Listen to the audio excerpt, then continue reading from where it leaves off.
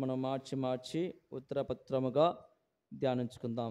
దానిని గ్రంథము 6వ అధ్యాయము 25వ వచనం నుంచి 28వ వచనములు మార్చి మార్చి చూద్దాం. అప్పుడు రాజు దర్యావేషు లోకమంతటా నివసించు సకల జనులకును రాష్ట్రములకును ఆయా భాషలు మాట్లాడు వారికి ఇలాగ వ్రాయించను, మీకు క్షేమాభివృద్ధి కలుగును గాక.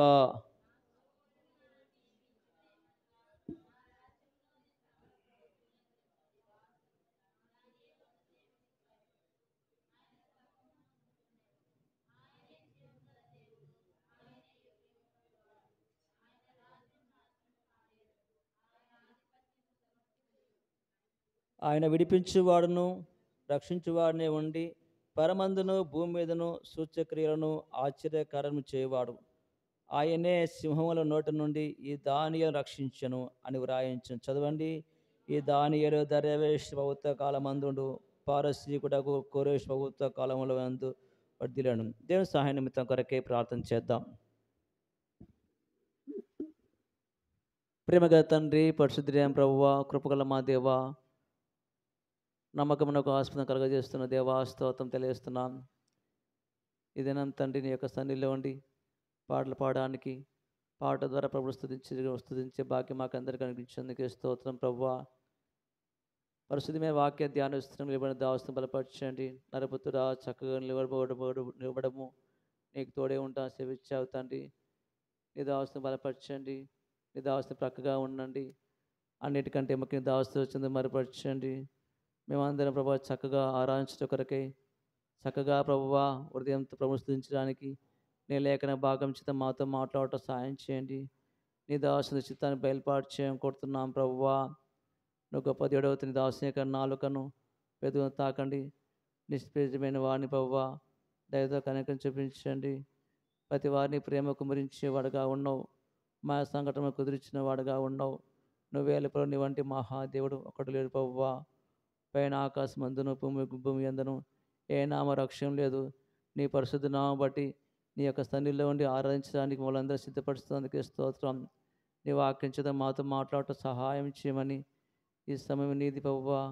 మేము నీ వారం ప్రభువా, మీ బిడ్డలం తండ్రి. నీ బిడ్డలతో స్తుతించబడుతున్న మా దేవా, భూమి మీద భక్తులే శ్రేష్ఠని తెలియజేస్తున్న మా దేవా, జ్ఞాపకం చేస్తున్న కొడుతూ నీ లేఖన భాగం తండ్రి విడిచిపెట్టించుకుంటుగా మాకు సహాయం చేయండి. నీ లేఖన భాగం చేత స్పష్టంగా మాతో కనపరచము తండ్రి. మాతో మాట్లాడి సహాయం చేయమని సమస్తం ప్రభువా నిశ్చయించుకుంటూ మా ప్రభును రక్షకుడు యేసుక్రీస్తు నామమున ప్రార్థించి స్తుతించి అతి విని అంతే వేడుకుంటున్నాం తండ్రి. ఆమేన్. ప్రియమైన దేవుని బిడ్డలారా, ఇక్కడ చదవబడిన మాటల్లో దానియేలు గ్రంథము 6వ అధ్యాయంలో నుంచి కొన్ని లేఖన భాగం మనకు జ్ఞాపకం ఉంచినట్లయితే కన్నా కొంతమంది యవనస్తులు దానియేలు, షేద్రకు, మెషకు, అబేద్నెగోలు వీళ్ళు యూదుల నుంచి యెరూషలేము నుంచి వారు పట్టబడిన వారే ఉండి చెరలో వెళ్ళి ఉన్నారు. అక్కడ రాజులు కొంతమంది ఉన్నారు. మొట్టమొదటి రాజు ఎవరు? నెబుకద్నెజర్ రాజు. తర్వాత రాజు ఎవరు? దర్యావేష్. తర్వాత రాజు ఎవరు? కోరెష్, బెల్షద్. వీళ్ళందరూ వచ్చిన రాజుల కాలంలో ప్రియమైన దేవుని బిడ్డలారా, ఆ రాజుల కాలంలో దేవుని యొక్క వాక్యం తెలియజేస్తుందంటే నేను నా జీవితంలో కూడా దయచేసి దేవుని బిడ్డలారా పాపకున్న పట్టీలు ముందుగానే దయచేసి తీసి పెట్టండి.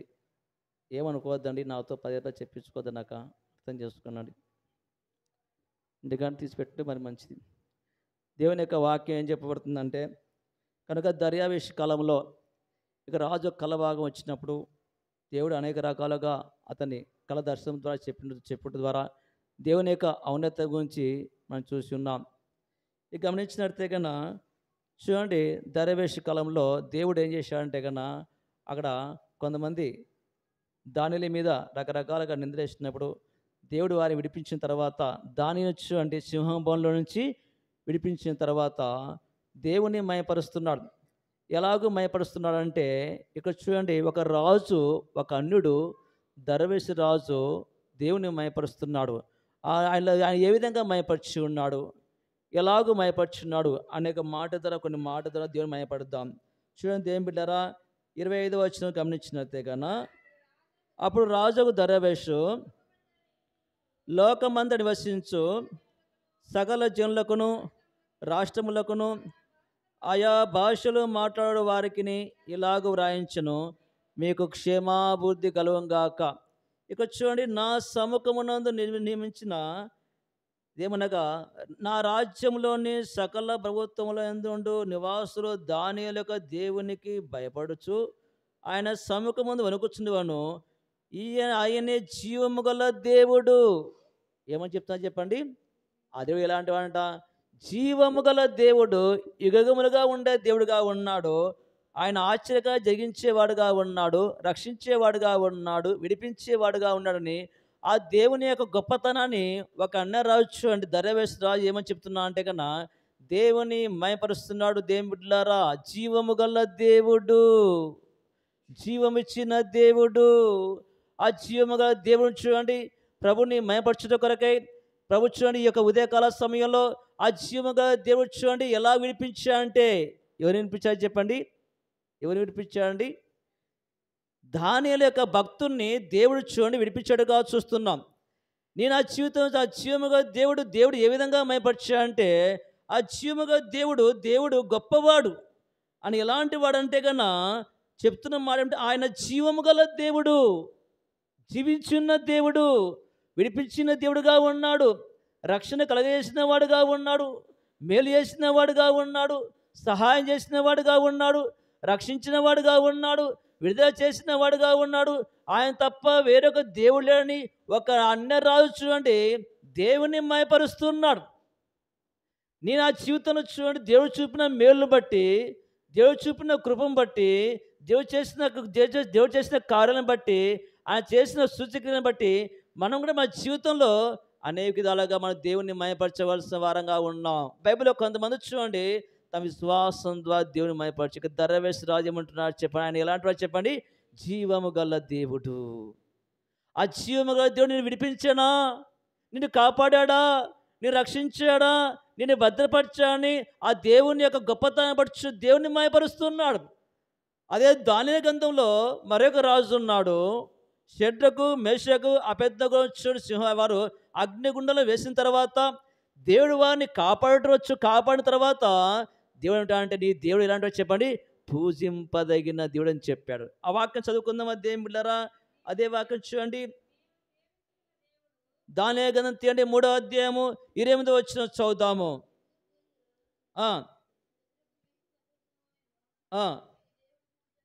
మీ దేవుడు పూజారుడు, ఆయన తన దూతను పంపి తను ఆశ్రయించిన దాసును రక్షించెను.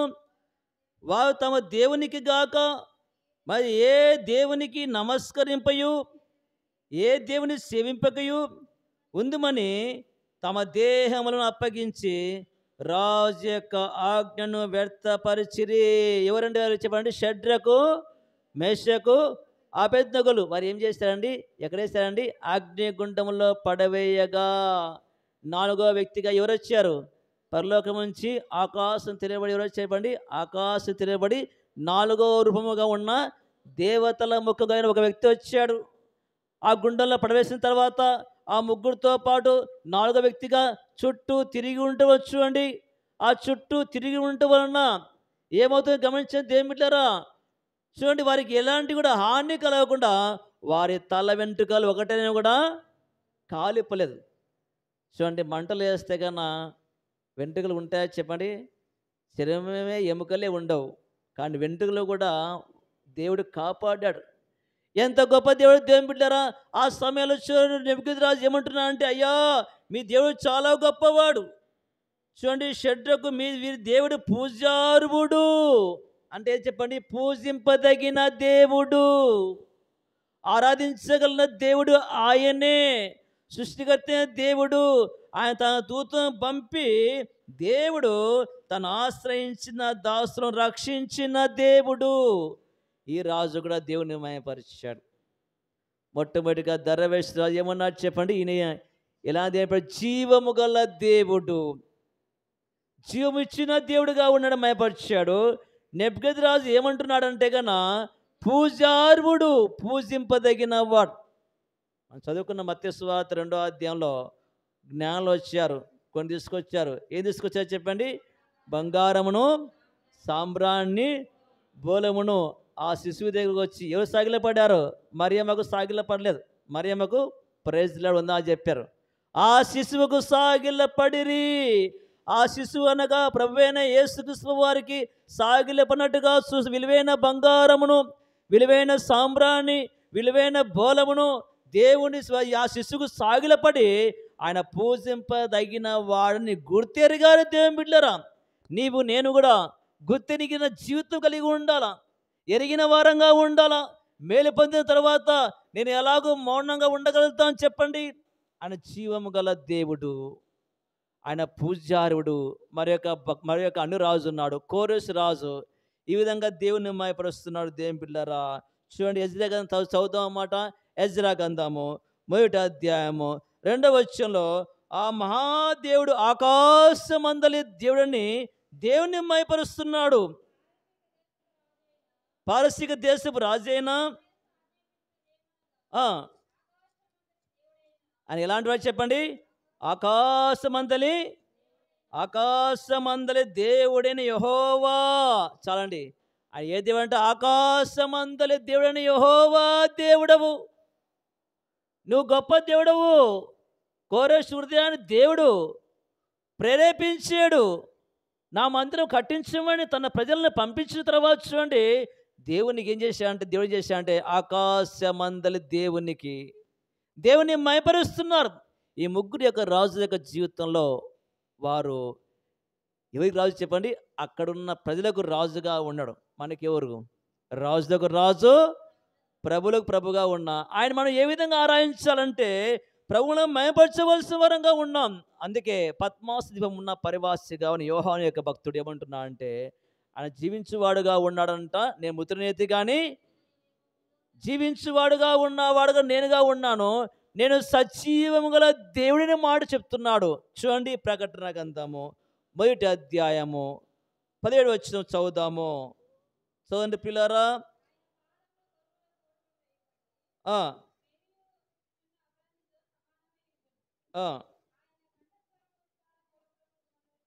చూడండి, ప్రకటన గ్రంథము 1వ అధ్యాయం దయచేసి మనము 17, 18 వచనం చదువుతాం. చదవండి.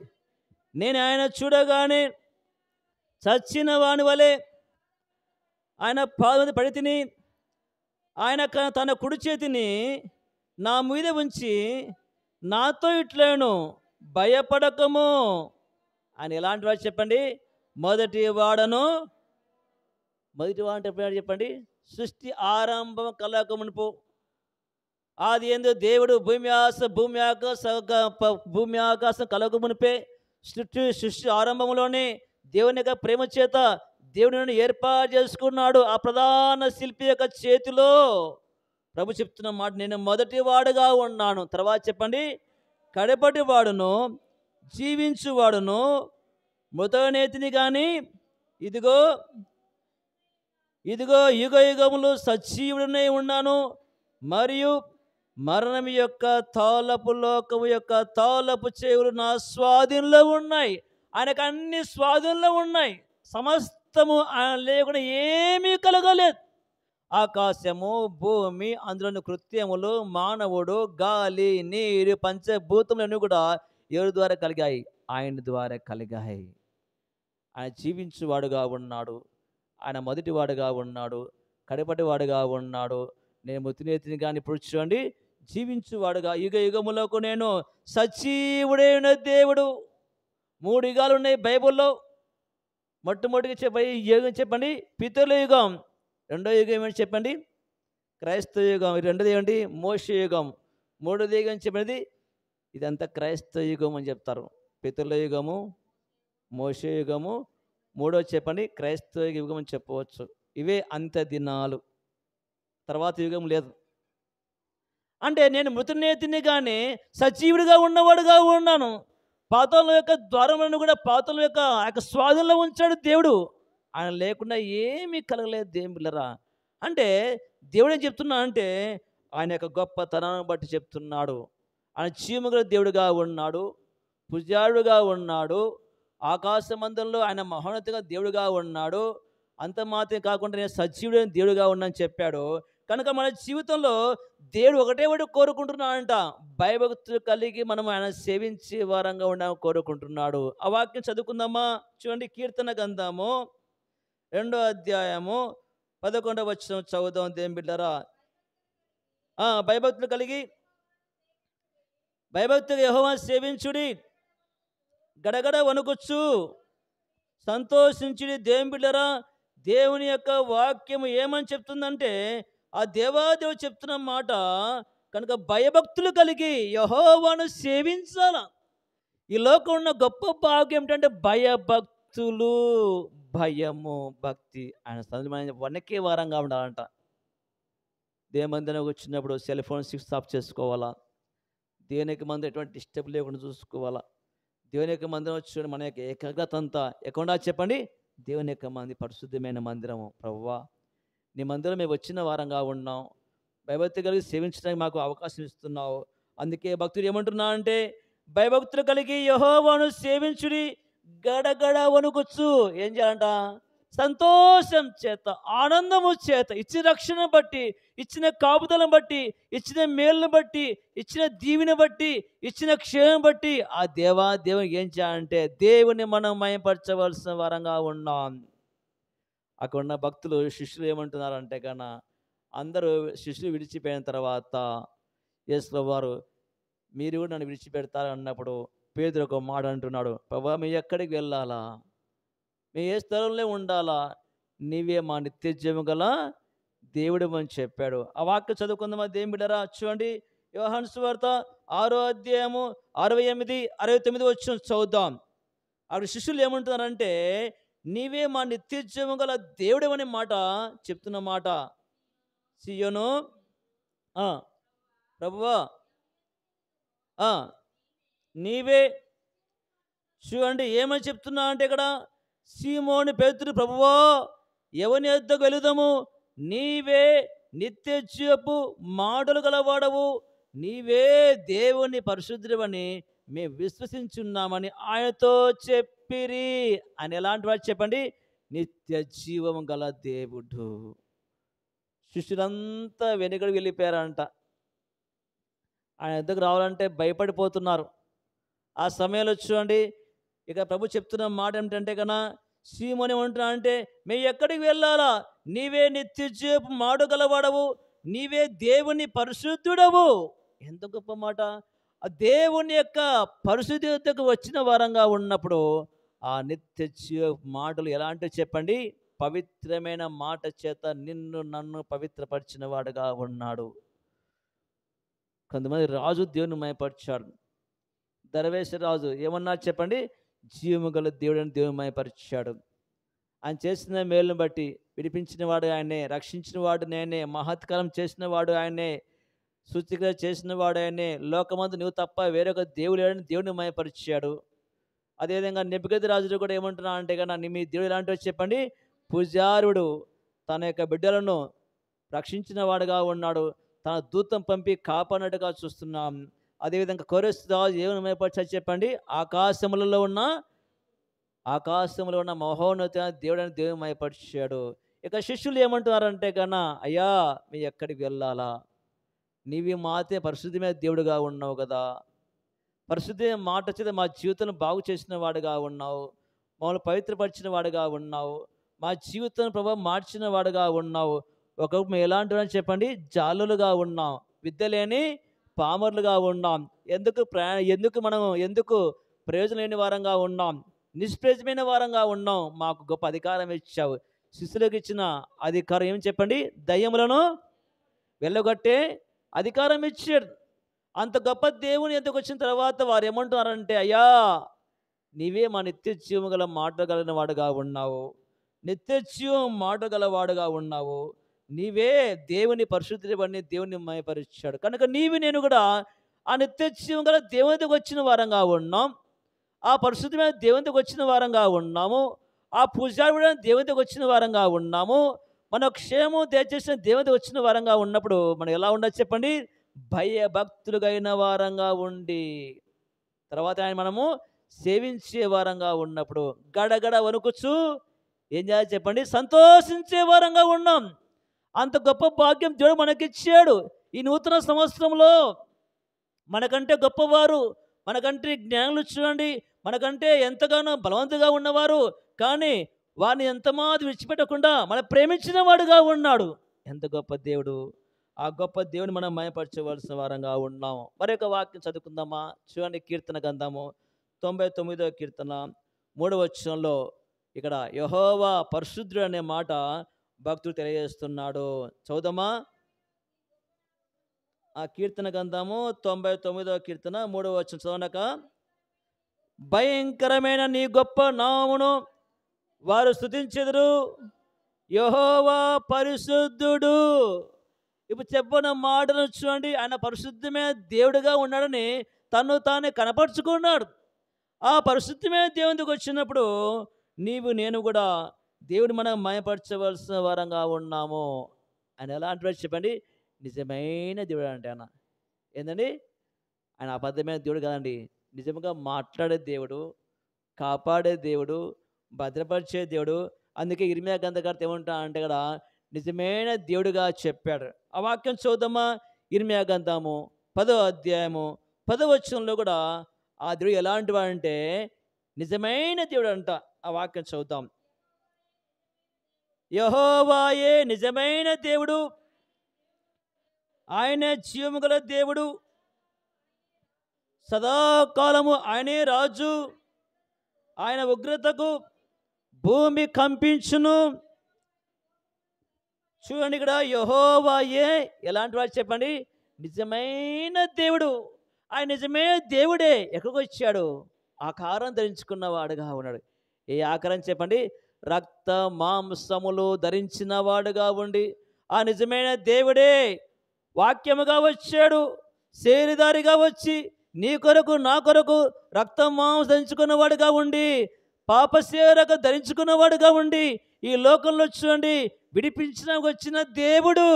అందుకే హెబ్రీ కర్త ఏమంటున్నా అంటే ఆయన ఒక స్వభావం ధరించుకున్నా అంట. ఏ స్వభావం చెప్పండి? దేవదూతల స్వభావం ధరించుకున్నక దాసుడుగా ఉన్న అబ్రహాము స్వభావం ధరించుకున్నట్టుగా చూస్తున్నాము. చూడండి, హెబ్రీ రాసిన పత్రిక 2వ అధ్యాయంలో నుంచి మనము కొన్ని లేఖన భాగం చదువుకున్న 16వ వచనం చదువుదాము. ఏలైనగా ఆయన ఎంత మాత్రమును దేవదూతల స్వభావం ధరించుకున్నాక అబ్రహాము సంతాన స్వభావం ధరించుకొని ఉన్నాడు. చాలా అండి. ఏ స్వభావం చెప్పండి? మనకు ప్రశ్న వస్తుంది కదా, దేవదూతలకు ఏ ఆకారం ఉంది? మాలాంటి కళ్ళు ఉన్నాయా? మాలాంటి చేతులు ఉన్నాయా? మనకు 206 ఎముకలు ఉన్నాయి. అవి ఉన్నాయి చెప్పండి? చెప్పండి అక్క, చెప్పు నవ్య. ఆయనకి ఏ ఆకారం ఉంది? మానవ ఆకారం లేదు. ఏ ఆకారం చెప్పండి? దేవుని యొక్క ఆకారం ఉండాలంట. దేవతలు అంటే ఏంది? దేవుని యొక్క పోలికతో ఉన్నవారు. ఆయన కూడా ఆయన పోలికతో ఉన్నట్టు చూస్తున్నాం. అంటే రక్త మాంసం కలిగిన వారు కాదు దేవదూతలు.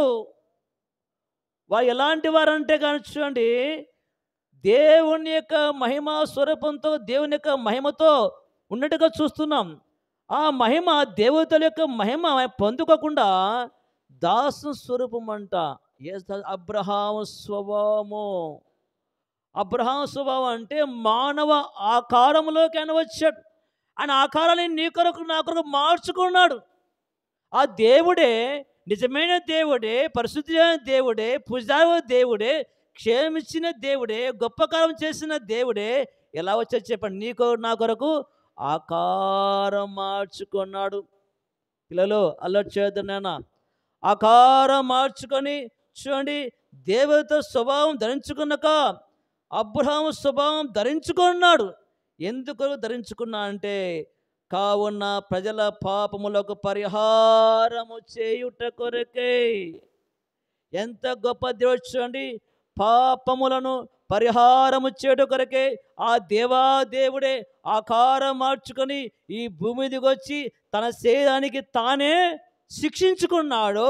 తన శరీరానికి చూడండి, తన యొక్క శరీరానికి తానే శిక్షించుకొని మన కొరకు అవమానపరచబడ్డాడు, మన కొరకు గాయపరచబడ్డాడు, మన కొరకు నిందించబడ్డాడు, మనకు చూడండి, మనకు రావాల్సిన శిక్ష యావత్తంతా తనకు తానే పాపానికి శిక్ష విధించాడు. పాప శరీరాకారంతో జరించిన వాడుగా ఉన్నాడు. ఇదే మాట మనం గళిత రాష్ట్ర పత్రికలో గమనించినట్టే మనకు అర్థమవుతుంది. దేమిలరా తనకు ఎలాంటి వాడు అంటే చూడండి, వాక్యం చదువుదామా, తీయండి దేమిలరా. గళిత రాష్ట్ర పత్రిక 3వ అధ్యాయము దయచేసి మనము 14వ వచనం చదువుదాం. ఆత్మను గూర్చిన వాగ్దానము విశ్వాసం వలన మనకు లభించినట్లు అబ్రహాం పొందిన ఆశీర్వచనము క్రీస్తు యేసు ద్వారా అన్యజనుల రక్షణ కలుగుటకై క్రీస్తు మన కోసము శాపి అయి మన ధర్మశాస్త్రం యొక్క శాపము నుండి విమోచించెను. గమనించండి, క్రీస్తు మన కోసం శాపగ్రాహితుడైపోయాడు.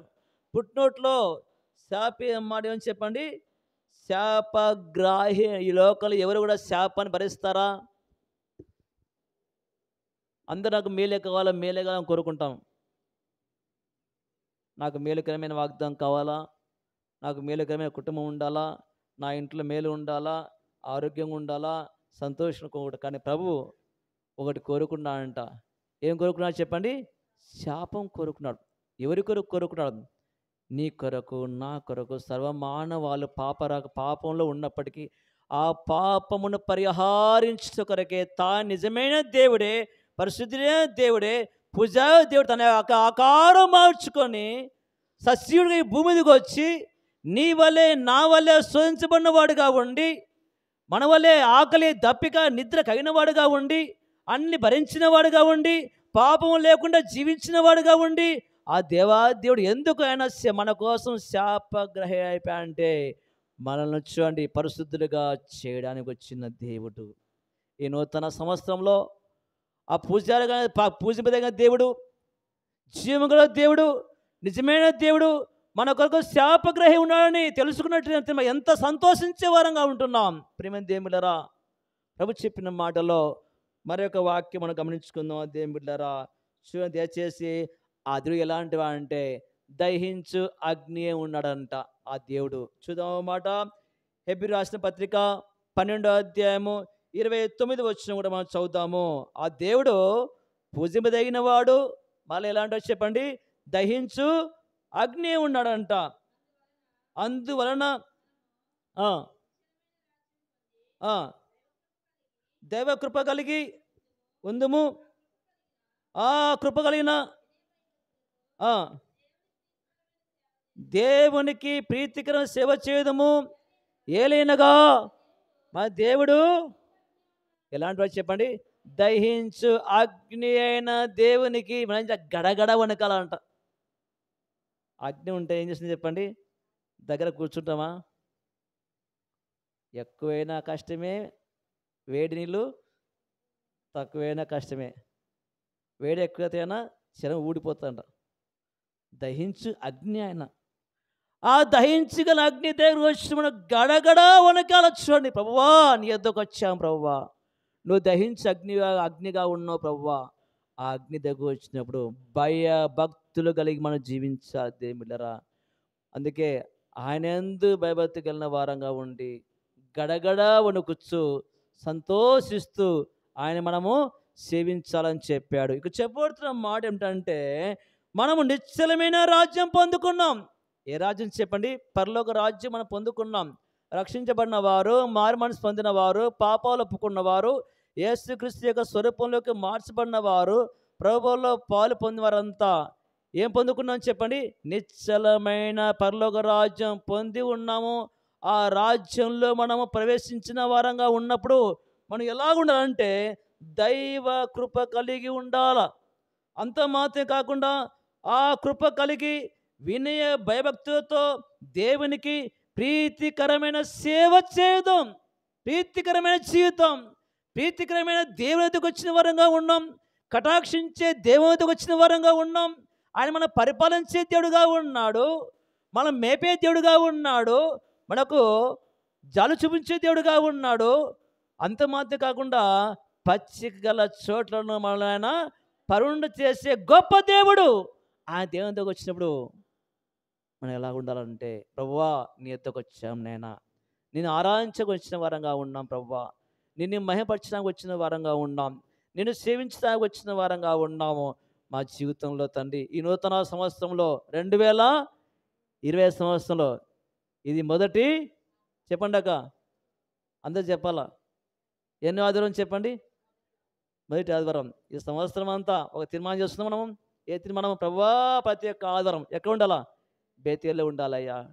నీ మందిరంలో కనబడట కొరకే స్థితికి వచ్చిన స్థితిపరిచావు తండ్రి. నీ మందిరంలోకి వచ్చి ఆరాధించడానికి, ప్రభువును స్థుతించడానికి, ప్రభువును మయపరచడానికి, ఆయన చేసిన మేలును బట్టి, ఆ నిజమే దేవుని స్మరించుకోవడానికి మాకు ఇచ్చిన గొప్ప యోగ్యతను బట్టి మనం ఏం చేయాలంటే ప్రభువును మనము ఆరాధించవలసిన వారంగా ఉన్నాము. చూడండి దేవుని బిడ్డలారా, దేవుని యొక్క వాక్యం గమనించినది. మరొక వాక్యం చదువుతామా? రోమా పత్రిక 9వ అధ్యాయము 26వ వచనం కూడా ఒక మాట మనము చదువుకుందాము. మరియు జరిగినదేమనగా ఆ ఆ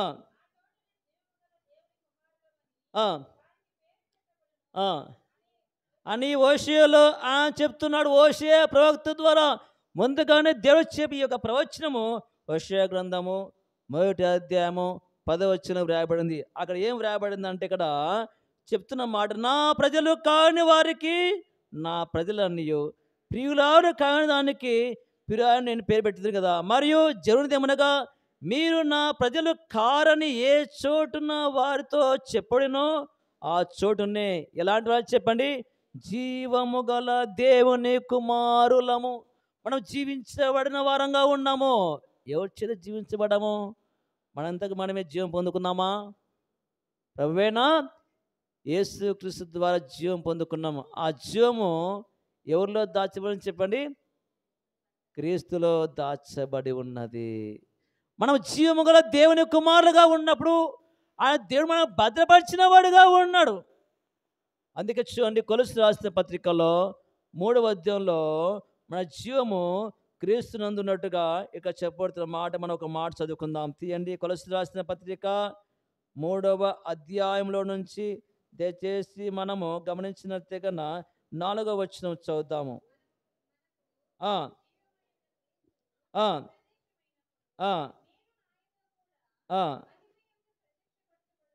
చూడండి, దేవుని యొక్క వాక్యం గమనించి దయచేసి 3వ వచనం చూద్దాం. పైనున్న వాటి మీదనే కానీ భూ సంబంధమైన వాటి మీద మనసు పెట్టకూడదు. ఎలయనగా మీరు మృతి పొందితిరి, మీ జీవము క్రీస్తుతో కూడా దేవుని యందు దాచబడి ఉన్నది. మన జీవం ఎక్కువ చెప్పండి. జీవం అంటే మన బతకడానికి, జీవము ఎల్లప్పుడూ జీవించే ఆత్మ. ఎవరి ద్వారా పొందుకున్నాము? యేసు క్రీస్తు ద్వారా మనం పొందుకున్న వారంగా ఉన్నాము. ఆ జీవం మనం ఎప్పుడు కూడా క్రీస్తుతో పాటు దాచబడి ఉన్నది. ఎంత గొప్ప దేవుడు దేవుని బిడ్డలారా! ఆ జీవము గల దేవుడే భూమి మీదకి వచ్చి నీ కొరకు నా కొరకు అవమానపరచబడి గాయపరచబడిన వాడుగా ఉండి, ఆయన చనిపోయి తిరిగి లేచిన వాడుగా ఉండి, ఆయన పరలోనికి ఆహారం ఇవ్వేటప్పుడు ఒకటి తీసుకెళ్ళిపోయాడంట. ఏం చెప్పండి? ఒకటి తీసుకెళ్ళిపోయాడు. ఏం చెప్పండి? చెరను, పాపాన్ని మోసుకొని పోయాడు. మనకేమిచ్చాడు చెప్పండి? ఈవులు ఇచ్చాడు. ఏవిలు? 9 యొక్క ఈవులు ఇచ్చాడు. అవేంటి? ఆత్మ ఫలాలు అనే ఈవులు మనకి ఇచ్చాడు. అందులో శ్రేష్టమేది? ప్రేమ, సమాధానము. ఇది కేవలము యేసుక్రీస్తు ద్వారా మనం పొందుకున్నాం. దేవుని బిడ్డలారా, ఈ యొక్క ఉదయకాల సమయంలో ఆ జీవము గల దేవుడు, జీవానికి ఇచ్చిన దేవుడు, జీవము గల కుమారులుగా ఉన్నవారికి ఆ జీవము చూని క్రీస్తుతో పాటు మనని అందరూ కూడా భద్రపరచడుగా చూస్తున్నాం. అనేక మంది భక్తులు కూడా దేవుణ్ణి మయపరిచారు. ఒక వాక్యం చదువుకుందాం దేవుడరా. ప్రకటన గ్రంథం తీయండి. ప్రకటన గ్రంథము 4వ అధ్యాయము 10వ వచనంలో 24 పెద్దలు కూడా ఏం చేస్తున్నారంటే, ఆ 24 పెద్దలు సింహాసనం మందు సాగిలపడి యుగ యుగము జీవించిన వానికి నమస్కారము చేచు, ప్రభువా మా దేవా, నీ చిత్తం బట్టి అది ఉండెను, దాన్ని బట్టి చూడండి ఆయన పెద్ద చూడండి నిత్యం పరిశుద్ధులన్నీ దేవుని మయపరిచారు. నీవు నేను కూడా ఆ యునాద పెద్దల్లో మనం ఉండే వరంగా ఉండాలంటే ఈ భక్తులుగా ఉన్న వారందరూ కూడా మనమంతా ఆయన భక్తులమే. ఆయన ప్రేమించిన వారంగా ఉన్నాం. ఆయన వద్ద నివసించిన వచ్చిన వారంగా ఉన్నాం. ఆయన కృప కొరకు మనం కనిపెట్టుకోవాల్సిన వారంగా ఉన్నాం కాబట్టి నా జీవితంలో కూడా ఆ యునాద పెద్దలు ప్రభు దగ్గరకు వచ్చి దేవుని మయపరిచారు. కనుక నీవు వచ్చి మనకి ఏమి ఇచ్చావు? ఈ లోకరాజ్యం మనకు జీవం ఇచ్చాడు, ఆహారం ఇచ్చాడు, వస్త్రం ఇచ్చాడు, గృహం ఇచ్చాడు, రక్షణ ఇచ్చాడు. అందుకే భక్తుడు చెప్తున్న మాట ఏంటో చూడండి. అపోస్తల కార్యములో 17వ అధ్యాయము 25వ వచనంలో ఆయన అందరికీ జీవమును ఊపిరిని సమస్తమును ఆయన చదుదామ మాట తీయండి. ఆయన అందరికీ జీవమును ఊపిరిని సమస్తమును దేచేవాడు. చాలండి, ఆయన అందరికంట, కొందరికి కాదు. మనమైతే మనం ఒక డిస్టెన్స్ పెట్టుకుంటాం, మనం కొన్ని హద్దులు పెట్టుకుంటాం, ఫలానా వారికి అని. దేవుడు అలాంటి వాడు కాదు. దేవుడు మార్చి నా ఎద్దకు వచ్చిన వారిని ఆయన ఎడబాయని దేవుడు, చెదిరిపోయిన వారిని సమకూర్చిన వాడుగా ఉన్నాడు. ఆయన అందరినీ ప్రేమించిన వాడుగా ఉన్నాడు. దేవుడు ఎక్కడైతే నా ప్రజలు కారో ఆ చోటునే నా ప్రజలు, నా బిడ్డలు, నా కుమారులు, నా చోటు, నా యొక్క సొత్తుని వ్రాయించిన దేవుడుగా ఉన్నాడు. ఎంత గొప్ప దేవుడు దేవులరా! ఈ ఉదయకాల సమయంలో ప్రభు సెలవిస్తూ ఆయన అందరికీ ఏమిచ్చాడంటే జీవం ఇచ్చాడు.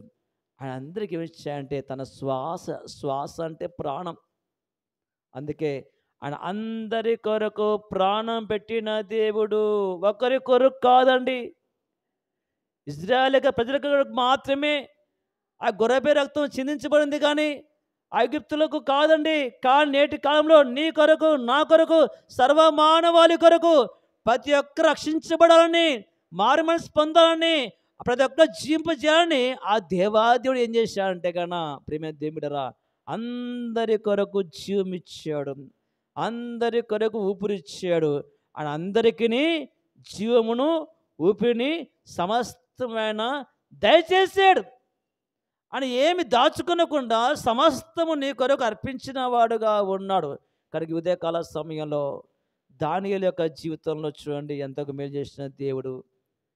షడ్రకు, మెషకు, అబేద్నెగో జీవితంలో చేస్తున్న మేలుని బట్టి ఒక రాజు చూడండి దేవుని మయపరిచారు. ముగ్గురు రాజు చదువుకున్నాం కదా.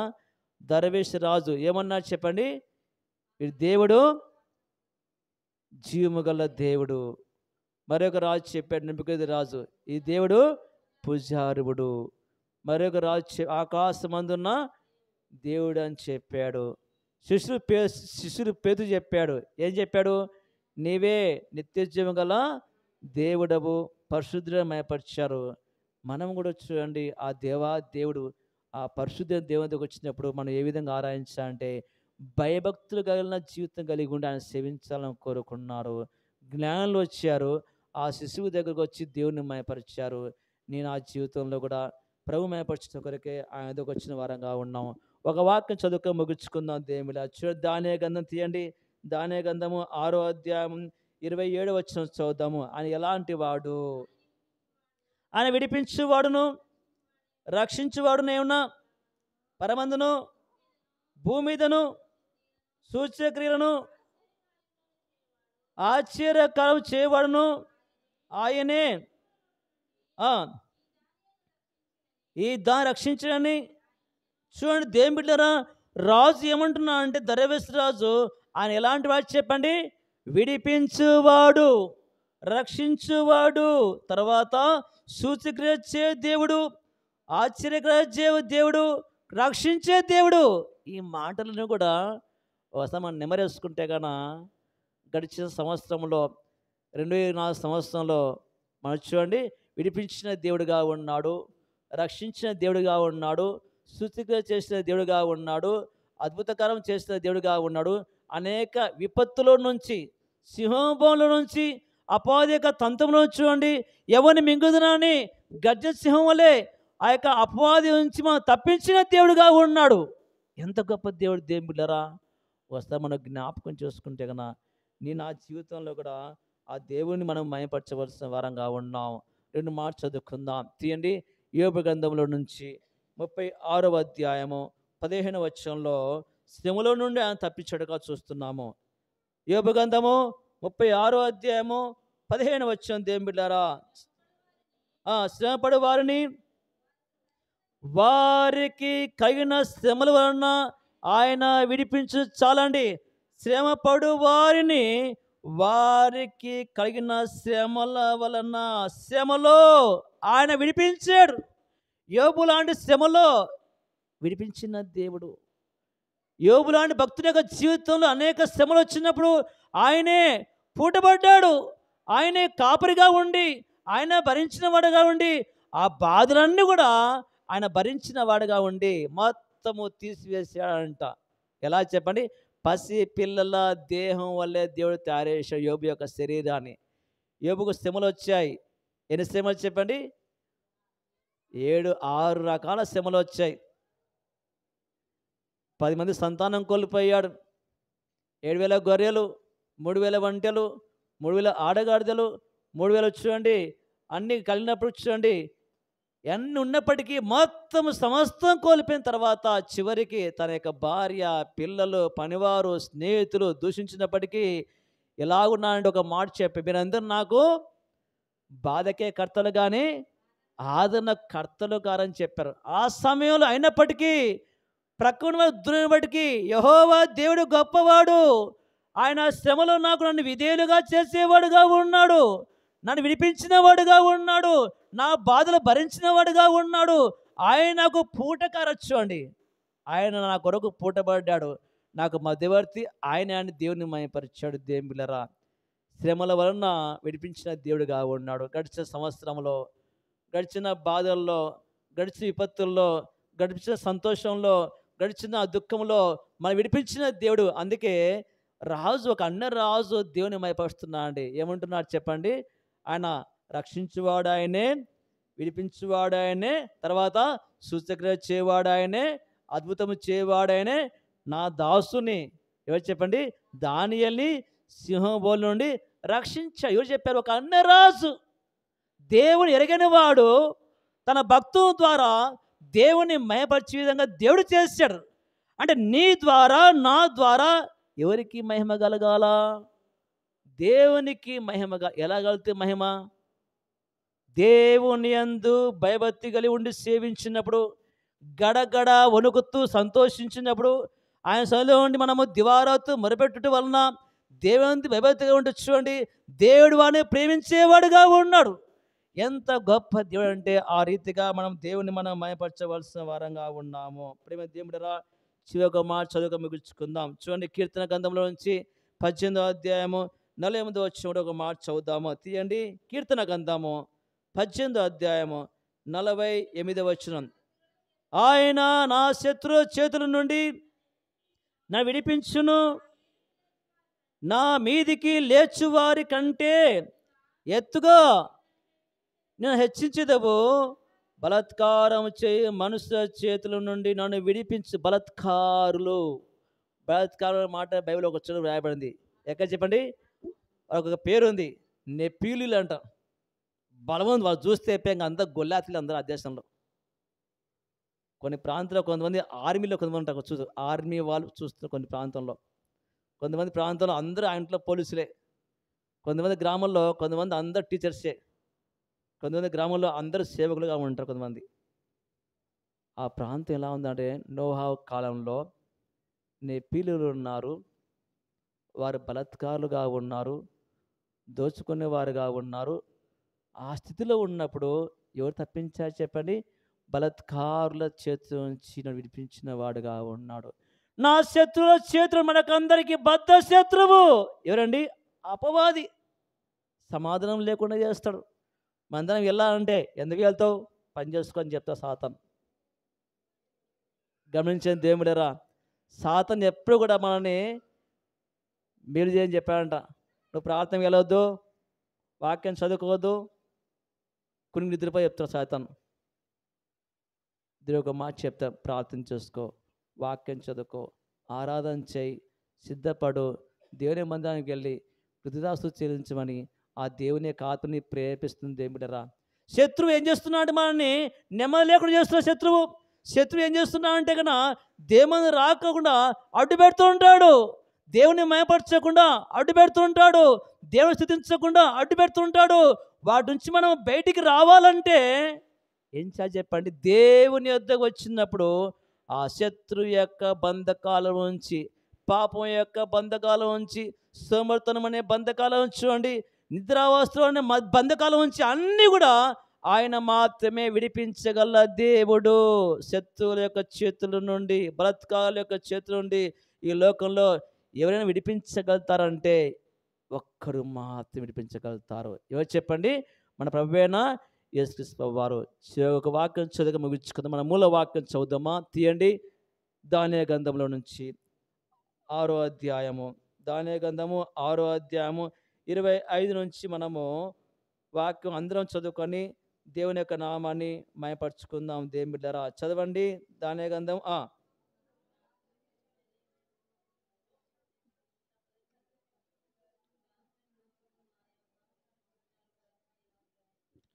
చూడండి, ఇక్కడ గమనించినట్లయినా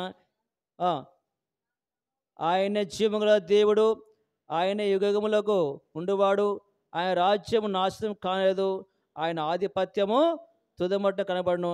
ఆయన ఎలాంటి వాడు చెప్పండి? విడిపించువాడును, రక్షించువాడినే ఉండి పరమందు భూమి మీద సూచ్యక్రియలను ఆశ్చర్యకరం చేయవాడు. ఆయనే సింహం నోట ఉండి ఈ దానియేలు రక్షించను. ఆ దానియేలు పక్కన ఎవరి పేరు ఉండాలా? మన పేరు ఉంది. ఆ దానియేలు నేనే ప్రభువా. దానియేలు తప్పించావు, కాపాడావు, రక్షించావు. కొండగా చేతుల నుంచి, శత్రువుల యొక్క చేతుల నుంచి అందరూ ఒక చోట గుమిగూడారు. ప్రభు ఎలాగైనా సరే దానియేలుని సింహంలో వేయాలని అనుకున్నప్పటికీ చివరికి దానియేలుని ఎవరు కాపాడారు చెప్పండి? జీవము గల దేవుడు అని కాపాడాడండి. పూజింపదగిన దేవుడు కాపాడాడు. ఆ మహోన్నత దేవుడే కాపాడు, విడిపించాడు, రక్షించాడు, సూచక్రియ చేశాడు, అద్భుతాలు చేశాడు. జీవముగా దేవుడు సమీక్షణ అక్కడ దానియేలుని సింహం నోటి నుంచి రక్షించని ఒక అన్య రాజు దేవుని భయపరిచాడు. ఆ దానియేలు ఎవరో కాదు, నీవు నేనుగా ఉంటున్నాం. ఆ దానియేలు సింహం బోన్లో ఉన్నప్పుడు దేవుడు తప్పించాడు. నీవు నేను కూడా పాపమనే బంధకాలు ఉన్నప్పుడు, పాపమనే ఆ యొక్క దురస్తులు ఉన్నప్పుడు విడిపించడానికి వచ్చిన దేవుని కుమారుడు. ప్రభువా, నా జీవితంలో నేను ఇన్ని గొప్ప కార్యాలు చేసావా? ఆ దానియేలుని కాపాడిన దేవుడిగా ఉన్నావు. నేను కూడా దానియేలు వంటి వాడినయ్యా. దానియేలు అంటే ఒకటి ఇష్టం దేవునికి చెప్పండి. దానియేలు, నువ్వు నాకు ఎంతో భయభక్తి గలవాడుగా ఉన్నావయ్యా. నా మందిరం అంటే ఎంతో ప్రేమ గలవాడుగా ఉన్నావు. వణుకుతూ జీవిస్తున్నావు, సాగిల పడుతున్నావు, మిద్ది మీదకి ఎక్కావు, ముమ్మారు ప్రార్థిస్తున్నావు. ఆరాధించినప్పుడు నేను విడిచిపెడతాడా? గమనించండి, నువ్వు ఆరాధిస్తే కన్నా తప్పించబడతావు. ఆ అధ్యాయం గమనించినట్లయితే ముమ్మారు వెళ్ళి మిద్దె మీదకి ఎక్కి ఏం చేశారు చెప్పండి? తమ దేవునికి ఆరాధిస్తున్నారు. ఆరాధించిన వారు రక్షించబడతారు.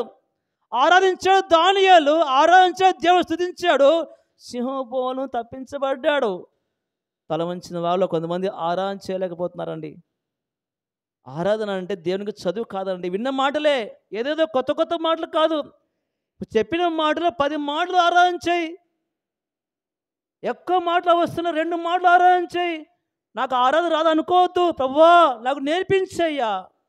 ఆ దానియేలు నేనే ప్రభువా, నన్ను తప్పించిన వాడిగా ఉన్నావు తండ్రి. దానియేలు ఆరాధన చేశాడు, తప్పించబడ్డాడు. దానియేలు దేవుని స్తుతించాడు, సింహబోను తప్పించబడ్డాడు. నేను ఆరాధించినప్పుడు నువ్వు తప్పించబడతావు, విడిపించబడతావు, పాపం నుంచి విడిపించబడతావు. దేవుడు చెప్పాడు ఆ రీతిగా. ప్రభువా, ఆ దానియేలు రక్షించినావని ఆ రీతిగా దాని యొక్క జీవితంలో దేవుడు చేసిన మాట చూడండి. అని ఎలాంటి వాడు చెప్పండి? విడిపించిన దేవుడు, రక్షించిన దేవుడు, సూచిక చేసిన దేవుడు, మహత్గా చేసిన దేవుడు, సింహబోన్లో నన్ను తప్పించాడని దేవుని మయపరిచే రాజు. ఆ రీతిగా నీవు నేను కూడా ఆరాధించడం కొరకు సిద్ధపడతాం. ఈ వాక్యం దేవుడు దీవించి ఆశీర్వించిన గాక. అందులో లేచిన పడితే కన్నా ఒక పాట పాడుకుంటూ దేవుని యొక్క నామాన్ని మయపరుచుకుందాం.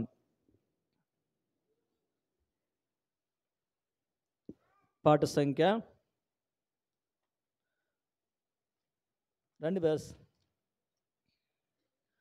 165వ పాట కొత్త పుస్తకంలో. పాత పుస్తకంలో 163 సన్నుతించి ఎల్లప్పుడు. మొదటి చరణము, రెండవ చరణము, నాలుగవ చరణం. కొత్త పుస్తకంలో 165, పాత పుస్తకంలో 163. సన్నుతించెదను ఎల్లప్పుడూ, సన్నుతించెదను ఎల్లప్పుడూ, నిత్యము ఆయన కీర్తిన నోట నుండు, నిత్యము ఆయన కీర్తిన నోట నుండు. సన్నుతించెదను ఎల్లప్పుడూ, సన్నుతించెదను ఎల్లప్పుడూ, యెహోవాకు ప్రార్థించగా నా భయమంతా తొలగించెను. యెహోవాకు ప్రార్థించగా నా భయమంతా తొలగించెను. శ్రమలన్నిటిలో నాదో నుండి, శ్రమలన్నిటిలో నాతో నుండి చేరదీసి నన్ను ఆదరించే, ఆరాధించెద ఎల్లప్పుడూ, సన్నుతించెదను ఎల్లప్పుడూ, సన్నుతించెదను ఎల్లప్పుడూ, నిత్యము ఆయన కీర్తిన నోట నుండు, నిత్యము ఆయన కీర్తిన నోట నుండు. సన్నుతించెదము ఎల్లప్పుడూ, సన్నుతించెదను ఎల్లప్పుడూ. పాడి.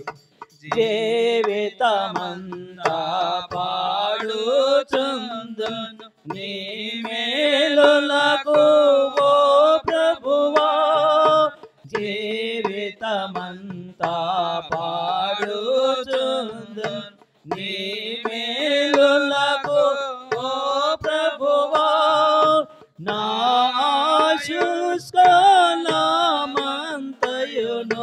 నా ఆయుష్కాలమంతయును నీ విశ్వాసత కొరకెప్పుడు నిరతము నిన్ను స్తోత్రింతు. సన్నుతించెదను ఎల్లప్పుడూ, సన్నుతించెదను ఎల్లప్పుడూ, నిత్యము ఆయన కీర్తిన నోట నుండు, నిత్యము ఆయన కీర్తిన నోట నుండు. సన్నుతించెదను ఎల్లప్పుడూ, సన్నుతించెదను ఎల్లప్పుడూ. నాలుగో చరణం. నీ సంకల్పమును నెరవేర్చి నడిపించితివి ఘనముగను, నీ సంకల్పమును నెరవేర్చి నడిపించితివి ఘనముగను. నాకు ప్రభుడవై నా కాపరివై, నాకు ప్రభుడవై నా కాపరివై, నా జీవితములో ఉన్నావు, నిజముగా నిన్ను పొగడెదను. సన్నుతించెదను